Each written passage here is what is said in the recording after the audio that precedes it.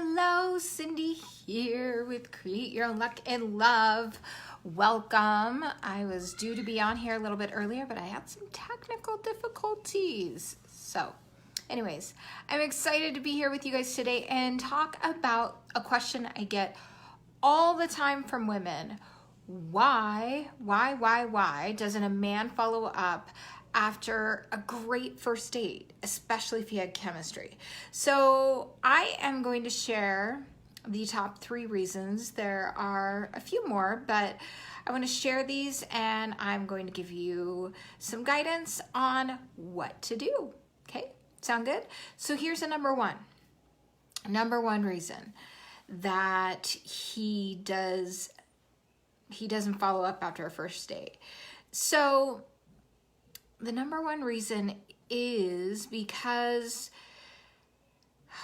this isn't a number one, but so it could be this. Number one, that he is dating other people. He has some other options out there. And so it's really dependent upon, especially if you met on a dating site or a dating app, you assume that they are connecting and dating other people like you get to be as well. So maybe he's dating other people that he feels more of a connection with, and he doesn't feel as inspired to follow up on a second date. Now, sometimes that could be due to the fact that he feels like something is off, like there isn't a full connection for him with you. So sometimes the chemistry isn't mutual. So this is moving it from number 1 into number 2. So sometimes when you feel a lot of chemistry, maybe the chemistry isn't always both ways, or he might have chemistry with you and he might actually find you attractive.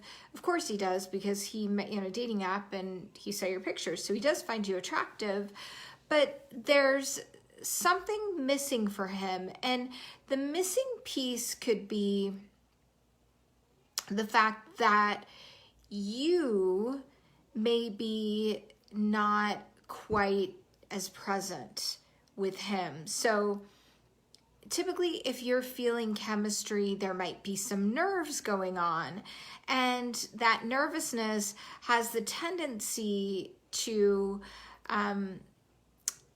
make us not act the way that we normally would, right? So, or not be as present, or, not, really get in your head a lot.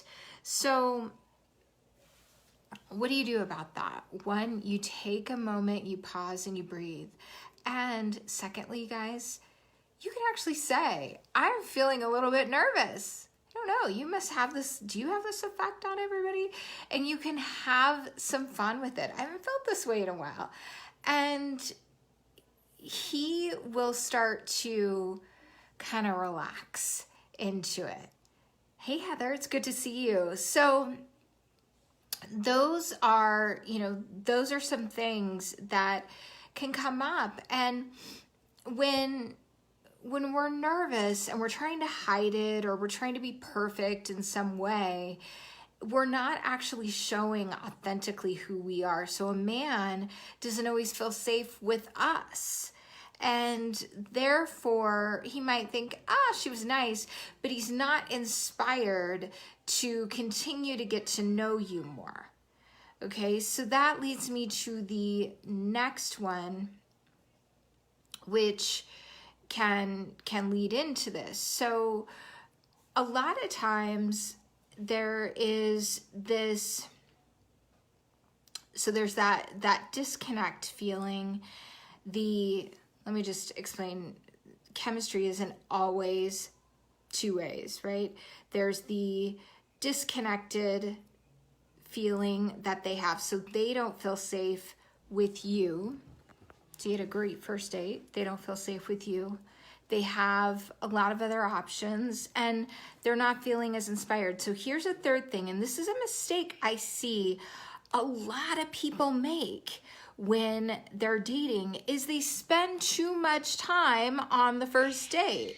They literally make it a marathon date. Don't mind my little one in the other room screaming for joy. So he's not going to say no to you. So anyway, so what I mean by that is that you could, I coach my clients around this a lot, especially if you're meeting on a dating app or this is a first date. Don't spend like 5 or 6 hours with them on the first date. I don't recommend it. An hour and a half tops. And that's why meeting for dinner is not usually a great idea. Meet for a coffee or a drink or an appetizer. Do something like that so that you aren't spending too much time. And here's also the reason behind that. That builds that builds polarity and actually creates tension between two people. And women need it too. And men need to feel like they're putting effort into something. They need to feel like they're hunting. So if it's too easy for him and maybe he has a really great time and you spend all this time together and he thinks, well, there's nothing much more that I feel that, that I really need to know. But there is. So that's why you want to leave a little bit to, the second date, the third date, the fourth date, because that continues to build the tension and the connection together. And I truly believe when it comes to dating, we shouldn't get too caught up in chemistry right away. It's easy to feel that, attraction and connection, but when you are fully dating in a place where you're honoring yourself and your value, you start to come across differently and men start to value you differently. So even if you go out on a great first date, he doesn't ever call you back again, you're not sitting around feeling bad about it, for one. And two, and you have a higher level thought process. I go over, I really coach my clients into this, especially in my 12-week course, Attract and Keep Lasting Love, where we really work on that value piece and stripping away those feelings of, I'm not enough somehow. Don't ever make that about you not being enough, but you can look at, take a look at, what are my patterns on first dates that go great? Do I tend to stay too long? Do I not want to leave? And that can also promote something else. It's, when you get really excited about someone and you're having a great time and you're closing down the place, it's the opposite of polarity and can almost start to feel needy to a man. Even if that's not how you're feeling, that's not your intention, it can feel that way. And men are hunters by nature, so they want to overcome. And we all appreciate, as humans, things that we have to work a little bit harder for. So my point is, there's something to be said about the buildup. So being vulnerable on a first meeting, especially when you're feeling nervous or you're with them, and there's I think we get confused about vulnerability a lot, but there's a high level vulnerability rather than saying, oh, I had all these things happen and now I'm nervous and blah, blah, blah, blah, blah. It's not getting into story. It's like, wow, I'm feeling butterflies. And I guess this is a good thing. You're having this effect on me. And, you wouldn't believe how that would help him ease into a connection with you and focus on, as I was saying before, getting to know that person as a friend, as a human? Do I like this person? Do they seem to hold similar values as me? Can I see myself being friends with them? And when you start off there, you force yourself to start off slower. So I hope this helps. Do me a favor.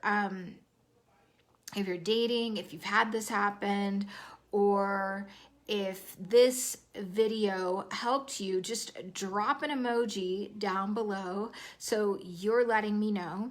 And that would be super helpful for me and it was so fun to see you guys on Facebook. And if you're on YouTube and you happen to see this video and you like it, you like my videos, you like what you're seeing, push the like, push the subscribe button. If you're on IGTV, so good to see you guys. I welcome your comments, your emojis, questions, and anything else you guys would like to hear more of. I'm all ears. All right, lots of love.